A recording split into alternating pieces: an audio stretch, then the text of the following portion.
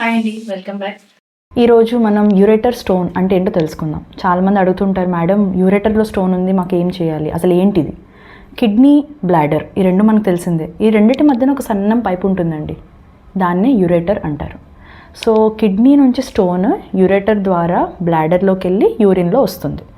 కానీ స్టోన్ అనేది ఎప్పుడైనా యూరేటర్లో ఇరుక్కుపోతే, ఎందుకంటే చాలా సన్నం పైపు ఉంటుంది, ఇరుక్కుపోతే అప్పుడు సివియర్ పెయిన్ వచ్చి ప్రెజెంట్ అవుతారనమాట. దాన్ని యూరెట్రిక్ స్టోన్ అంటారు.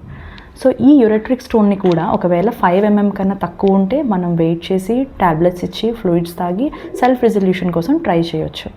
కానీ 5 mm కన్నా పెద్ద సైజు ఉంటే అప్పుడు మాత్రం ఖచ్చితంగా సర్జరీ అవసరం పడుతుంది.